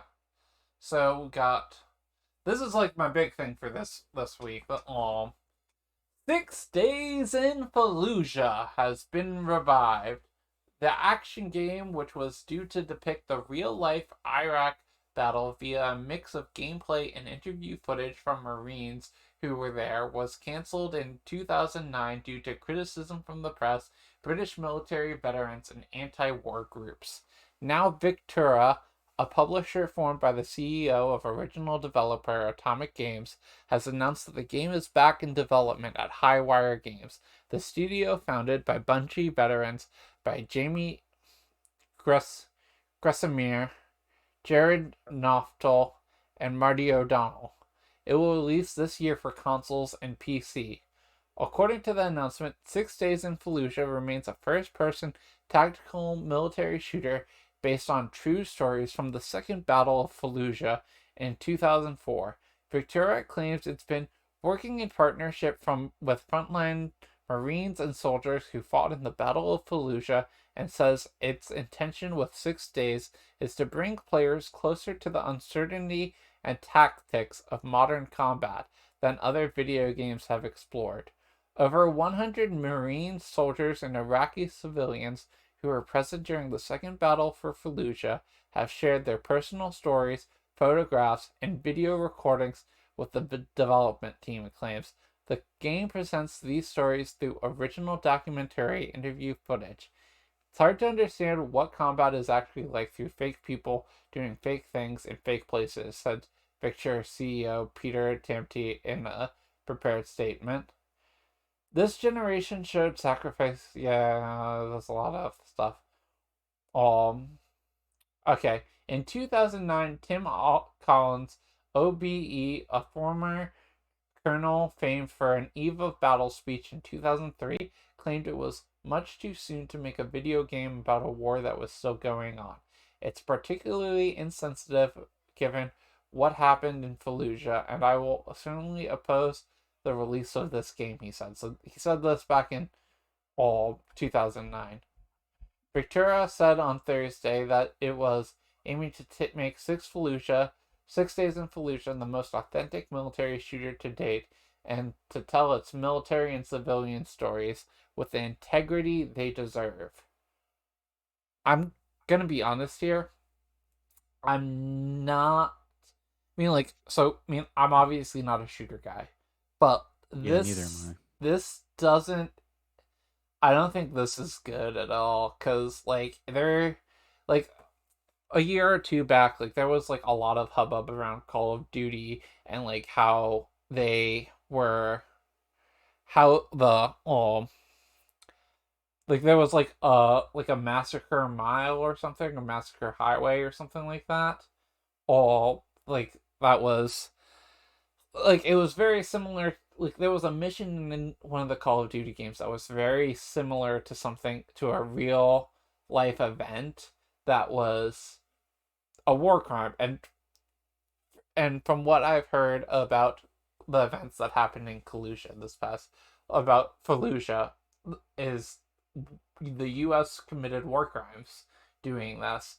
There was a soccer field. There was a soccer field that was turned into a mass grave for the people of Fallujah, and like I don't mean to get like social justicey about this, but like I don't feel like that like I'm maybe judging this before it comes out, but it's just like this isn't what I would want to play in a game. Like I was just like, if you're trying to recreate an event that happened in real life and something that is a war crime, something that is this dark and gritty in nature, then I don't want any part of it personally.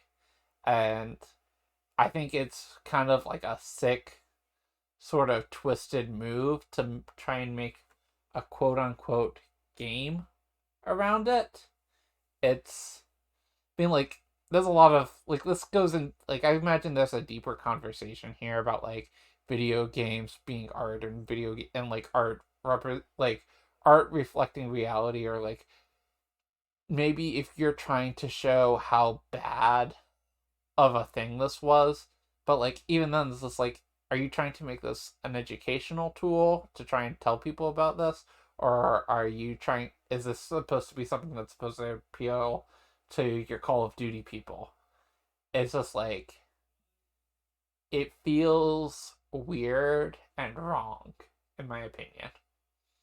Yeah, I mean, I'm not too stoked for it, and I don't think I'm gonna Yeah, I mean, like, we're play obviously it not the anymore. people I that think. this is marketed to in the beginning to, like, even, but, like, I'm definitely feel like I'm a part of the 2009 criticism from the press on people. It's just like, I mean, like, I'm, like, again, it's like something, like, we'd have to see how this game actually comes out and, like, really see what it is that they're going for here.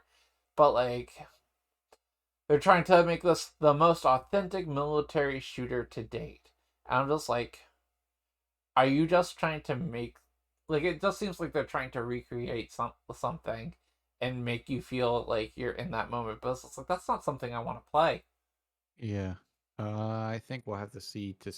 We'll have to see how it turns out. To be honest, Yeah. I know that I'm not. Yeah, I'm not. Doesn't really stand too well with me, to be honest. Yeah. Oh, Halo.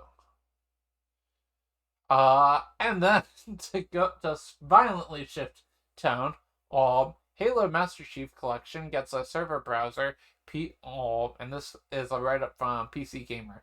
I don't think they mentioned it in this article, but earlier this week we had a tease from 343 or claiming teasing a new a new way and place to play all the Master Chief collection, and this is actually what like, and people were speculating about like, oh, could it be coming to Switch or whatever? But this is, but they came out today to kind of tell you what it actually is. 343 Studios is bringing a custom game browser to Halo the Master Chief Collection, with the feature to begin testing as soon as next week as part of the game's next public flight. I feel like this word is supposed to be patch. It comes up several times in this article, and I'm gonna call it a patch instead of a flight. Oh Yeah, no! It I would actually say the tells you same. what flights are right in the next link. Flights in 343 terminology are public beta events for testing new features. Over the past year, they've let Halo insiders access limited builds for the next entry to be added to PC. With the porting process now finished, the developer has become a little more daring in its additions. As 343's latest blog post, the Master Chief Collection's next flight may start as soon as next Thursday, February 18th. While there are plenty of smaller features to celebrate, double keybinds finally. The flight is also introducing a long overdue custom game browser to the Halo collection. Bungie may have popularizing matchmaking with Halo 2 back in 2004, but the series' slower sandbox format feels more at home in the less formalized space of custom games. The MCC has long been missing a way to instantly jump into a 24/7 game of Capture the Flag on Blood Gulch, after all. Hopefully, a server browser is also one more step towards the proper mod support the game has been screaming for since launch. The biggest thing I hear about Master Chief is this collection is this, like, apparently it was a train wreck when it came out, but like the fact that they just like keep working on it and putting more stuff in it, and like it feels like at least like once a month or every 2 months I hear like new feature coming to Master Chief collection. So it's like I feel like that's a bit commendable that like even though this game has been out for a while, there's still being patches, new updates, getting ported to other things. Yeah, I mean, I think this is a game that it's like a game that they obviously, they want to keep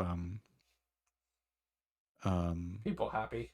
yeah, well, no, the community is around it. They're a big IP. They want to stay invested in it.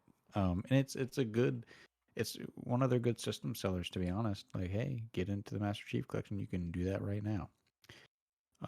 But yeah, it's nice to see that they do that. It's just weird hearing that it's on like PC. It's like, what? All right. Do you have any other announcements, news, anything you want to talk about this week? Uh, I don't think I do, to be honest. What about you? Nope. I'm about good. So I guess we're just gonna wrap it up for this week then. Oh, Alrighty. thank you so much for watching. If you can follow us on Instagram or Twitter, our handles are at the top of the screen, or you can follow us live at twitch.tv/thehighland. I'll probably be back on later tonight to do some streaming, I think. I'm gonna maybe try and play through another few missions in Infamous or Second Son if anyone's interested in seeing that. And Dom, anything that you're doing this week that you want to share? I had some videos, but I had a lot of videos actually that I just completely trashed.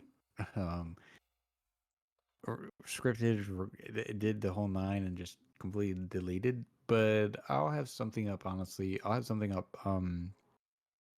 Sunday, I believe, All right. Sunday or Monday, and then I'm obviously working on 3D World. But that's about it for right now. All right, cool. Well, until then, we'll see you next week.